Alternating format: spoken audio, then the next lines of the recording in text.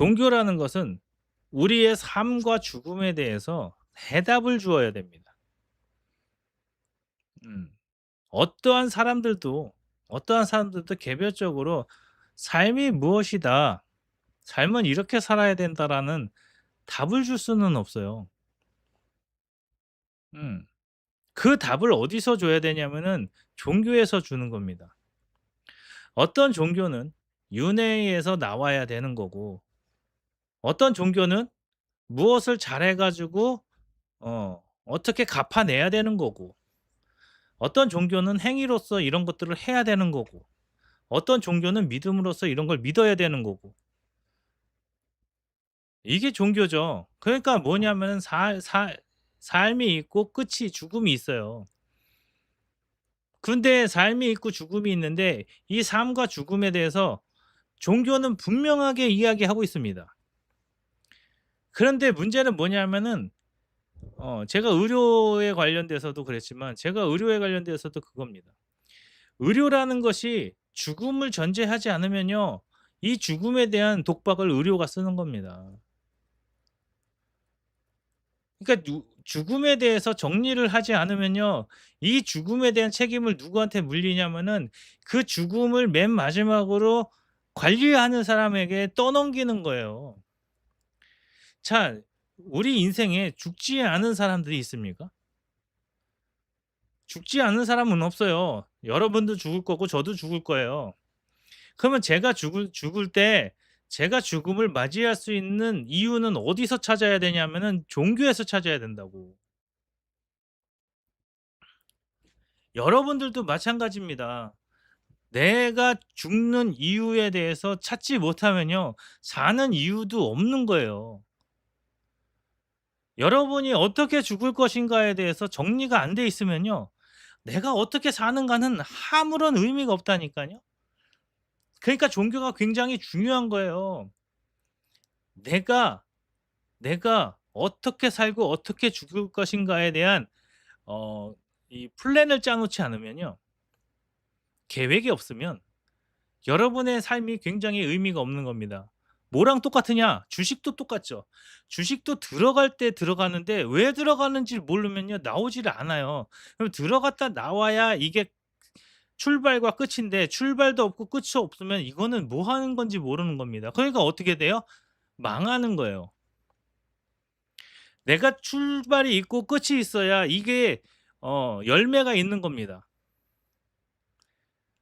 내가 들어갈 때 얼마에 들어가서 어떨 때 나오겠다라는 걸 가지고 이야기를 해야 이 안에 있는 시간들이 의미가 있는 거예요. 그렇다면은 내 삶의 목적에 대해서는 종교에서 찾는 게 맞죠. 그러면은 이제 그 안에서 '나는 어떻게 들어가고 어떻게 나올 것이다.'라고 얘기하는 것은, 그것은 처음과 끝을 이야기하는 거고, 그 안에서 '나는 어떻게 살아갈 것인가.'에 대한 것은 철학을 가지고 들어가야 됩니다. '이 세상은 어떠한 세상들이구나. 그래서 사람들은 이런 생각들을 하고 있구나. 나는 나의 삶과 죽음은 있지만 다른 사람들이 생각하는 이 세상은 이렇구나.'라는 것을 이해하는 게 철학이라는 것을 도움을 받는 겁니다. 그래서 어 종교가 이상적인 삶과 죽음에 관한 이야기라면, 철학은 현실적인 삶에 대한 이야기입니다. 그래서 '나는 이러한 철학을 갖고 산다. 나는 이러한 생각을 갖고 산다.'가 어 철학이 되고요. 그러니까 교육관, 투자관, 뭐 뭐지? 이성관, 뭐 우리가 보러 보는 세계관, 이런 것들이 다 뭐냐면은 철학이에요, 철학. 종교라는 시각을 가지고 철학이라는 안경이랑 렌즈를 끼고 바라보는 겁니다. 그래야 세상이 제대로 보이는 거예요. 세상이라는 것을 보는 이 세계관이 없으면요, 아무리 좋은 종교관을 갖고 있어도 이게 적용이 안 되는 겁니다. 그리고 나서 어떻게 되냐면은 나 혼자서 살 수 없잖아요. 내가 아무리 좋은 철학을 갖고 내가 아무리 좋은 세계관을 갖고 살아도 결론적으로 혼자 살 수 없는 게 이 세계란 말이죠. 그럼 이 세계에서 사람들하고 같이 이 사회를 어떻게 만들어 나갈 것이냐. 어 같이 살아가는 방법을 찾는 게 이데올로기라고요. 그러니까 여러분들은 세 가지를 결정을 하셔야 되는 거예요. '나는 어떤 종교를 가질 것이냐. 나는 어떤 철학을 가질 것이냐. 나는 어떤 이데올로기를 가질 것이냐.'가 정리가 돼야 된다고요. 근데 우리나라는 이런 정리가 안 돼 있죠. 왜? 종교관도 불확실하지만 철학도 불확실하고 이데올로기도 불확실하죠. 그러니까 이게 안 맞으니까 대화가 안 되는 거예요. 이게 정의가 안 되니까 다른 사람들하고 대화가 하나도 안 되는 거라고. "야 너는 왜 사니?"라고 얘기하는 건 뭐예요? "너는 왜 사니?" 했을 때 이 질문은 무슨 이야기입니까? 우리나라 뭐 언어는 온통 모호하고 거지 같아 가지고 무슨 얘기를 하는지 못 알아먹는 겁니다. 맞아요. 종교관이죠. 내가 "너는 왜 사니?"라고 얘기했을 때 "나는 어떤 목적을 갖고 산다."라는 것을 이야기해 주는 게 종교관입니다. 어. 삶이란 무엇이며 왜 살아야 되는가에 대한 건 종교관이죠. 그러면 이제 어떻게 살아가야 되는가는 뭐예요? 어떻게 살아가야 되는가가 철학입니다. 자 나는 나의 삶이라는 게 무엇이고 나는 왜 사는가가 정리가 되면 어떻게 살아가야 되는 것은 이성적인 철학으로 살아가는 겁니다. 물론 거기에서 내 철학이 맞는 무조건 맞을 수도 없고요. 틀릴 때도 있죠. 그래서 자꾸 실패가 되면 어디로 돌아가는 거예요? 다시 종교로 돌아가는 거예요. '내가 이렇게 살아봤는데 틀렸다.' 그러면 어디로 돌아가요? 다시 종교관으로 가는 겁니다. how가 틀렸을 때 다시 what과 why로 가는 거라고. 그래서 그게 어느 정도 잘 맞아가고 내가 어느 정도 어 나의 삶에서 어떤 목적을 이루었다 그러면 이제 뭐 해야 되냐? 같은 성과를 가진 사람들을 찾아서 그 사람들하고 공동체를 더 좋게 만들어 가야 됩니다. '나 혼자서는 이게 쉽지 않은 거구나.' 그러니까 어떻게 해야 돼? 내 이 사회를 어떻게 만들어야 내가 이런 종교와 이런 철학을 갖고 나의 삶을 주도적으로 살 수 있는가에 관한 이야기를 하는 게 그게 이데올로기라고. 그러니까 공산주의 이데올로기는 뭐라고 하냐면은 "너희들은 왜 사는지 왜 죽는지 그런 거 신경 쓰지 말고 뭐만 하라고 그냥 이 세계는 파라다이스다. 여기서 행복하게 살다가 죽는 게 제일 중요한 거다." 어떤 게 행복이냐? 차별받지 않는 게 행복이지. 나보다 더 잘 사는 사람이 있어서는 안 되고 나보다 더 못 사는 사람이 있어서 안 되니까 어떻게 살아야 돼? 다 그지같이 사는 게 행복이야. 음. 그게 뻔하잖아요. 뻔해요. 그런데, 그런데 그것이 나는 종교를 기독교를 갖고 있는데 공산주의를 통해서 기독교를 어 실현하겠다? 그런 것들이 잘 안 맞는 거예요. 그래서 좌파 기독교인들이 그런 해방관을 갖고 있는 겁니다. 이 세상에서의 하나님의 임재는 이 세상에서 그냥 평등하게 사는 거예요. 그들이 이해하는.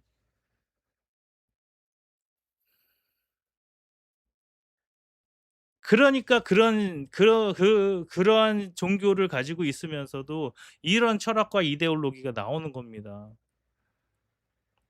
그러면 그걸 가지고 싸우느냐? 안 싸우지. 그걸 가지고는 서로 싸우지 않으면서 뭐만 갖고 얘기해? 성도들한테 판단하게 만들어요. "너 저쪽이냐 이쪽이냐. 너 저쪽 믿으면 지옥 간다. 너 이쪽 믿으면 지옥 간다." 이런 얘기만 하고 앉아 있는 거야. 공통적으로 믿는 것들에 대한 이야기를 안 한다고요. 그러니까 기독교가 저렇게 우리나라에서만 종파가 수십 개가 되고 있는 겁니다. 그래서 목사가 얘기하는 그게 결국엔 뭐가 돼요? 종파가 되는 거죠.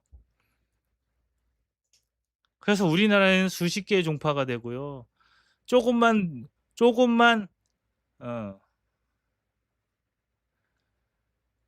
맞아요. 쪼금만 뭐 하면은 쪼금만 저 사람이 좀 유명해지면은 그 사람 설교 가지고 그냥 난도질해 가지고 저 사람 나쁜 사람 만들고 어? 쪼금만 저 사람이 사람들이 많이 모여 가지고 저 사람한테 저 교회에 많이 모이면은 뭐 합니까? 그 교회에 뭐가 잘못되어 있는지 그런 것만 파 가지고 계속 공격을 하는 겁니다. 음. 물론 어떤 공동체든 간에 적응 못하는 사람들이 생겨나게끔 마련입니다. 그거는 개인적인 문제죠. 음. '내가 여기 와 봤는데 아무것도 내가 얻을 게 없네.' 그러면 다른 교회 가면 되죠. 그런데 다른 교회 갈 때 뭐라 그럽니까? 권면합니다. "아 그렇게 가면은 안 된다. 그렇게 가는 거는 아닌 것 같습니다." 어 그러면서 권면을 합니다. 그 권면이라는 이름으로 사람의 인생에 막 태클을 걸죠.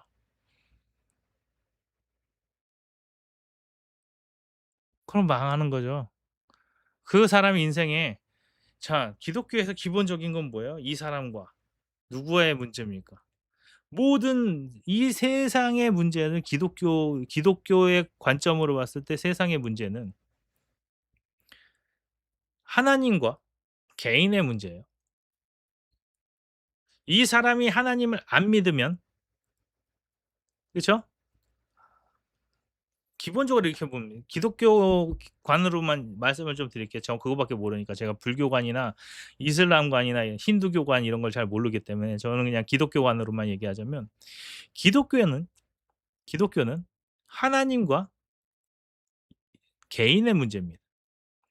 그래서 무엇을 얘기하냐면은 하나님이 계셨는데 내가 이 세상에서 하나님을 믿고 하나님과 교류하면서 살면은 죽어서 하나님이 있는 곳으로 갑니다. 공평하죠? 내가 이 세상에서 하나님이 없다고 생각하고 살다가 죽으면 하나님이 없는 곳으로 갑니다. 그래서 하나님이 있는 곳은 어디입니까? 천국이고 하나님이 없는 곳은 지옥입니다.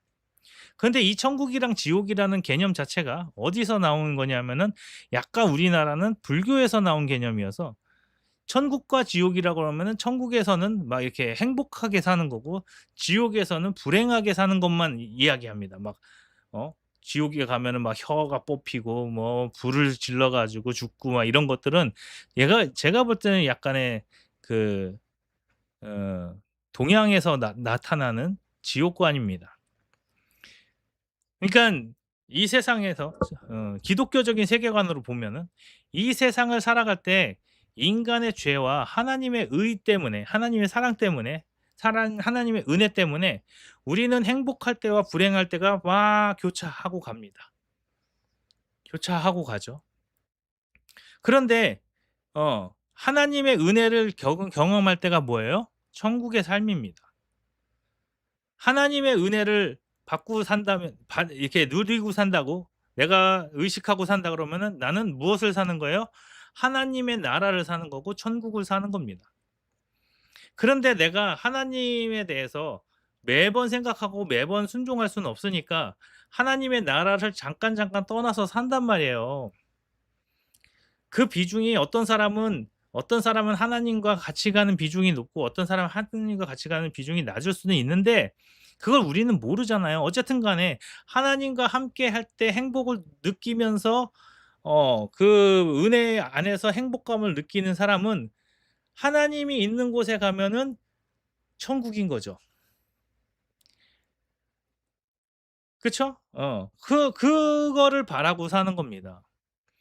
그리고 하나님을 모르는 사람은 하나님이 없는 순간을 계속 사는 게 쉽지 않다고 생각이 들면은 이제 죽어서 그렇게 산다고 생각을 하는 게 우리의 믿음이에요. 기독교인들의 믿음이라고. 그래서 하나님을 믿으면 하나님이 있는 곳에 가는 거고 하나님을 못 믿으면 하나님이 없는 곳에 가서 사는 겁니다. 그런데 하나님을 모르면 하나님의 옆에 있는 게 의미가 없죠.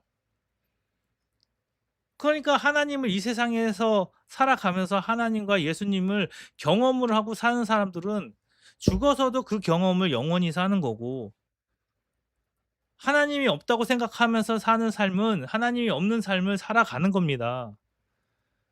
그런데 기독교인들은 무엇을 믿는 거냐면은 하나님과 같이 사는 삶이 은혜롭고 행복하다고 그것을 느끼고 믿는 거죠. 음. 그래서 우리의 죽음 이후에는 뭐가 목표냐면은 하나님의 나라를 가는 것이 목표인 겁니다. 영원히 하나님의 나라에서 사는 게 목표인 거죠. 기독교인은 그런 겁니다. 그런데 갑자기 막 기독교인이 이 세상을 살 때 막 도덕적으로 살아야 되고 뭐 유교적으로 살아야 되고 이런 게 아니에요. 그러면은 기독교인들의 철학관이 뭐가 돼야 되냐면은 내가, 내가 은혜 받은 만큼 이 세상에 뿌리고 사는 게 철학관이 되는 겁니다. 이해가 되십니까? 내가 하나님으로 받은 것이 있어야 내가 이 세상에도 뿌릴 것이 있는 겁니다. 근데 하나님으로부터 받은 은혜가 하나도 없는데 이 세상에 뿌릴 게 없잖아요. 그래서 공산화가 되면 뭐가 되냐면은 내가 받을 수 있는 나의 소유, 내가 처분할 수 있는 나의 소유가 없기 때문에 나는 나의 선행을 할 수가 없는 겁니다. 내가 긍휼하다 생각하는 사람에게 내 것을 나눠 줄 수가 없는 거예요. 그 역할을 다 누가 하니까? 국가가 하니까. 그래서 기본적인 철학은 뭐예요? 내가 받은 은혜를 내가 내려다 주는 게 철학이라고. 그래서 내가 뭘 갖고 있어야 되냐면 사유재산을 갖고 있어야 돼요. 내가 내 맘대로 처분할 수 있는 재산이 있어야 내가 더 불쌍하다고 생각하는 사람, 내가 긍휼하다고 생각하는 사람들한테 뭘 줄 수 있어요? 내가 베풀게 생긴단 말이에요. 그러면은 나는 어떤 사회를 살아야 되냐면은 내 사유재산이 제대로 지켜져 가지고 내가 원하고 내가 뿌릴 수 있는 곳에다가 뿌림을 줄 수 있는 사람들이 되어야 되는 거잖아. 그게 종교와 철학과 이데올로기란 말이에요. 그래서 "야 이 세상은 어떤 방식으로 가야 되겠냐. 우리나라는 어떻게 해야 되겠느냐." 음. 그게 인제 문제인 거예요. 그게 무슨 문제냐? 이데올로기의 문제라고. 음. 그러니까 이런 겁니다. 어떤 체제가, 어떤 체제가 '우리나라는 어떤 나라가 되어야 되느냐.'라고 얘기하는 것은 결국엔 이데올로기 문제고요. 너는 어떻게 사느냐는 철학의 문제고요. 인간은 왜 살아야 되느냐는 종교의 문제인 겁니다. 음.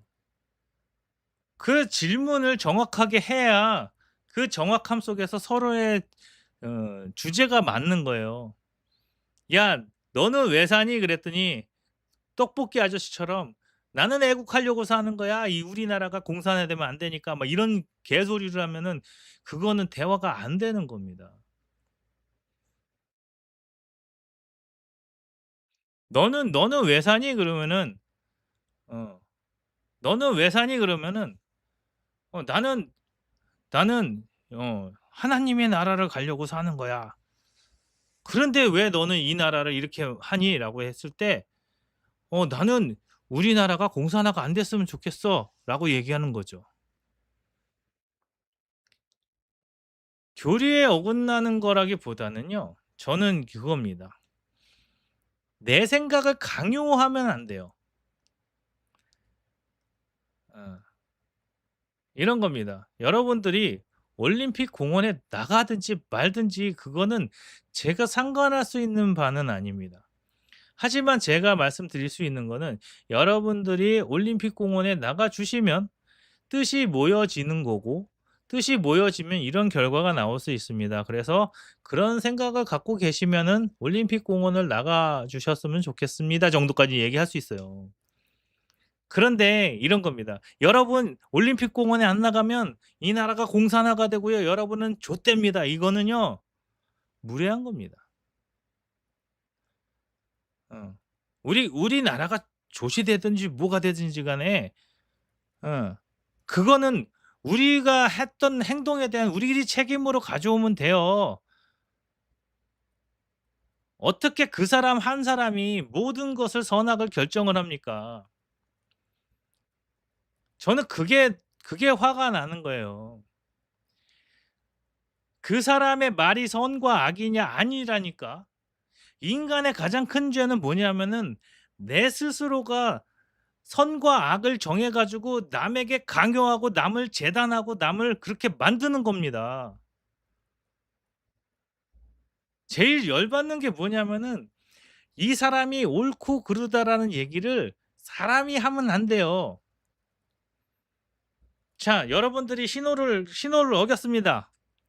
빨간불에 가 빨간불에 가면 안 되는데 내가 급해서 빨간불에 갔어요. 그러면은 그 사람은 나쁜 놈입니까? 죽일 놈입니까? 개새끼입니까?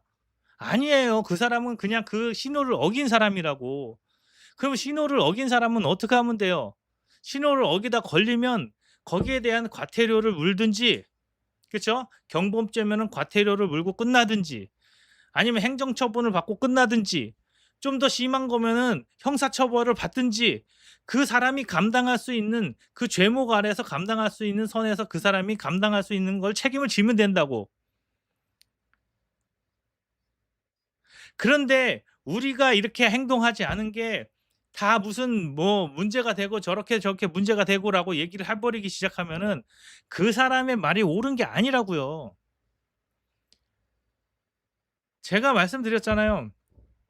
오늘 주진우 의원이 어 그거에 대해서도 얘기를 했잖아. 뭐냐 전산 조작 갖고 얘기를 했죠. 이제 이 정도로 드러났으니 "드러난 거 말고도 안 드러난 것도 조사를 해야 된다."라고 공표를 했죠. 그게 노란 배추 푸른 배춧잎 무슨 투표용지 때문에 그런 겁니까? 아니라고요. 결론적으로는 자기 피해자가 생겼고 그 피해자가 생긴 것을 가지고 정당하게 처리하는 동안에 제도권 안에서 발생한 거잖아요.